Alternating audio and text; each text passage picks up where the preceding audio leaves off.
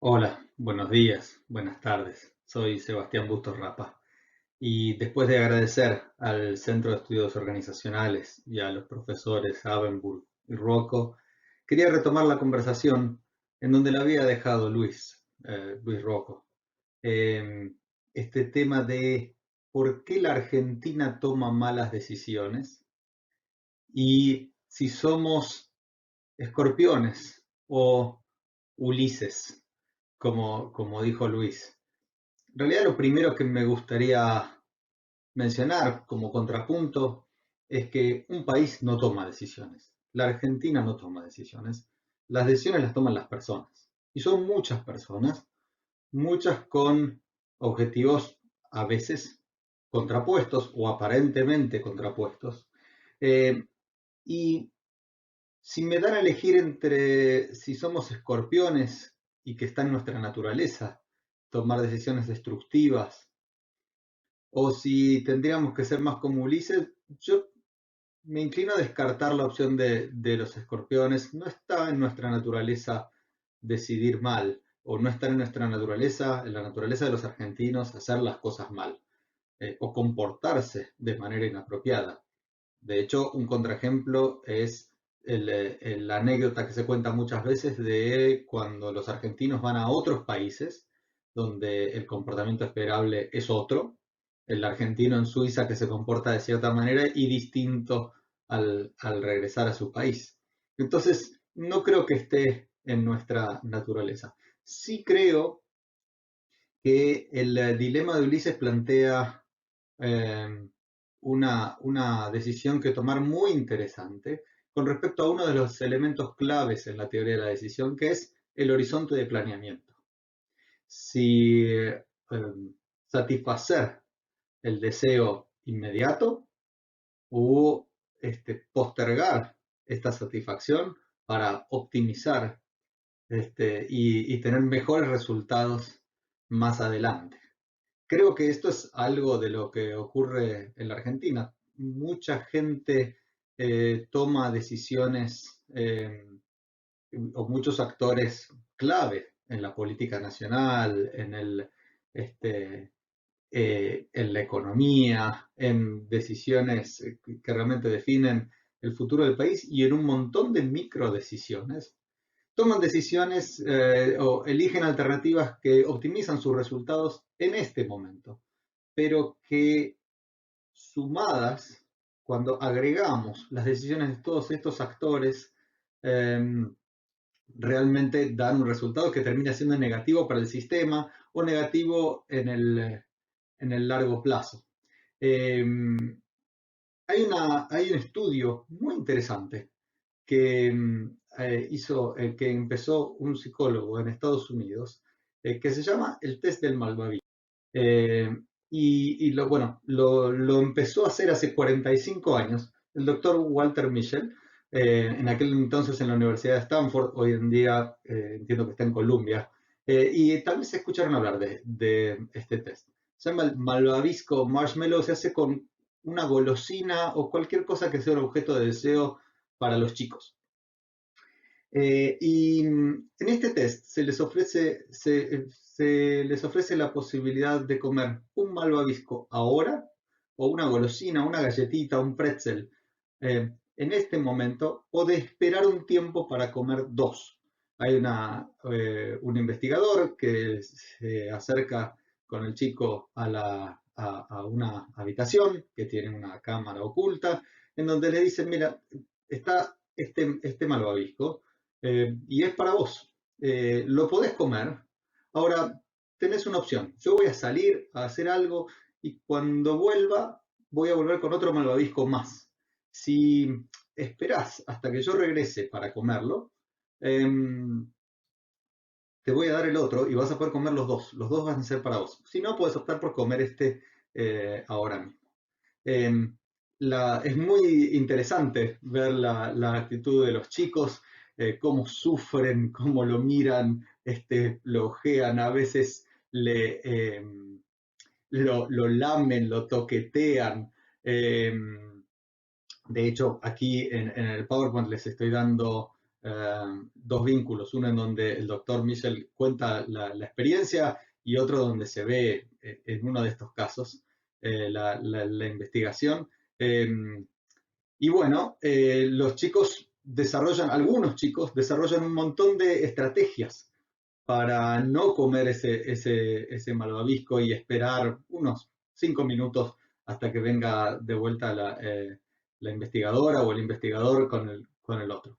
Ahora, lo muy interesante de esto es que hace 45 o 50 años que se hace este test y se sigue repitiendo. Se ve que a partir de los 4, 5, 6 años los chicos pueden desarrollar esta capacidad de autocontrol. Antes, hace muchos años, esto se llamaba fuerza de voluntad. Hoy en día se llama autorregulación o autocontrol.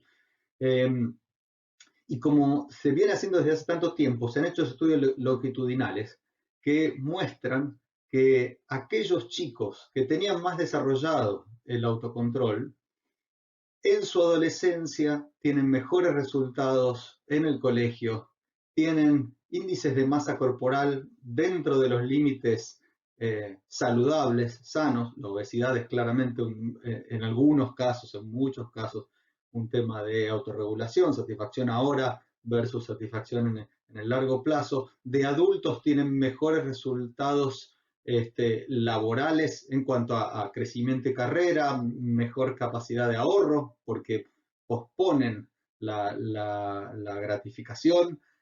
Y bueno, y hay otra cosa muy interesante, que esta no es una habilidad innata, que se puede entrenar, se puede aprender y se puede desarrollar incluso de adultos. Y hay libros con respecto a este tema que todos podríamos poner en práctica. Con lo cual, en teoría, tenemos una herramienta más para ayudarnos. Ahora, la pregunta es, ¿qué pasa si después viene el investigador o la investigadora y no me da otro malvavisco? O si directamente viene y me quita el que yo ya tenía garantizado. ¿Qué pasa si las reglas no se cumplen? Yo creo que otra parte del problema de la Argentina, o tal vez la principal parte del problema de la Argentina, tiene que ver con que no se cumplen los acuerdos, no se cumplen las reglas, porque después no se cumplen los acuerdos. ¿Qué pasa si, digamos, decimos que ahorrar es bueno para tener para después? ¿Qué pasa si cuando ahorro después me quedo sin nada?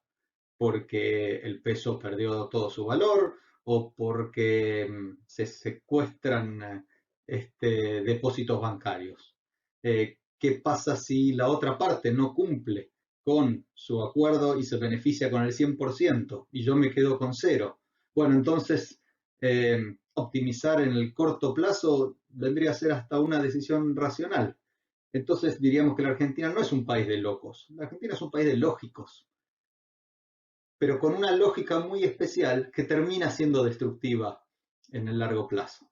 Si nosotros no podemos asegurar o no podemos dar confianza en que se van a cumplir las reglas, en que los acuerdos se van a cumplir, en que tal vez no optimizarás hoy, pero mañana vas a tener muchísimo más y todos vamos a estar mucho mejor con esto, en vez de una persona ganando y la otra perdiendo y después al revés y llegando al final a que todos estemos en cero. Bueno, estaremos mucho mejor. El gran desafío entonces es cómo hacemos, quién da el primer paso para construir confianza si probablemente pueda llegar a perder por ceder y no ganar nada. ¿Cómo hago para que se cumplan los acuerdos? Y en esto también creo que hay aportes hoy en día muy interesantes. Uno de ellos es el de José Nesis, un psicólogo argentino que trabaja el tema de la de vialidad, del comportamiento nuestro en el tránsito. Y por qué respetamos las normas o no las respetamos. Entonces, si el desafío es cómo hacer para que todos cumplamos con las normas, cumplamos con los acuerdos, para en el largo plazo, tal vez en el corto plazo no está tan bien como podríamos con algo muy corto, pero en el largo plazo estar mejor. Bueno, entonces, ¿cómo hacemos para que se cumplan las normas? Lo interesante de esto es que hay muchas razones por las que nosotros seguimos las normas, regulaciones escritas o tácitas. José Nesis identifica seis charlas, seis factores distintos en una charla que dio en TEDx Río de la Plata, muy interesante y la recomiendo. Está el link ahí abajo también en la slide. Lo interesante del asunto es que cuando se hacen encuestas a la gente de por qué siguen las normas, por qué siguen ellos las normas, por qué creen que los demás siguen las normas, en general todos respondemos que yo sigo las normas porque es lo que corresponde o porque me hace sentir bien. Y ese es uno de los factores. Por ejemplo, cuando pongo un envase vacío a reciclar, generalmente me siento bien de estar cumpliendo con esa norma y entiendo por qué. Pero los demás, en general, tenemos la percepción de que cumplen las normas por miedo al castigo, que es otro de los factores. Ahora, identifiquemos qué tipo de interacción podemos tener entre actores, ¿sí? Pensemos también en la teoría de los juegos, en donde yo hago las cosas por el beneficio general, y el otro jugador la hace por temor al castigo.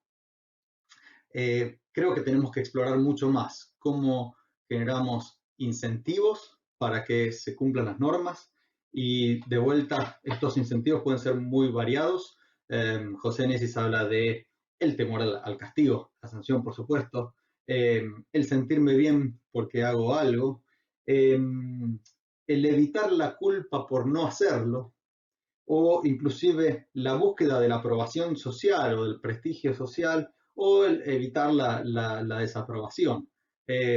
Creo que una de las respuestas para, para generar mejores decisiones de largo plazo, para la optimización general, si se quiere, en la Argentina, puede llegar a ser el tema de explorar distintas formas o poner en marcha mecanismos que incentiven el cumplimiento de normas, el cumplimiento de reglas, ya sea por temor al castigo, por incentivo para cumplirlas, o por otros factores, o inclusive generar un marco en donde lo natural sea cumplir las reglas y realmente esté mal visto y en definitiva termine perdiendo quien no las cumpla.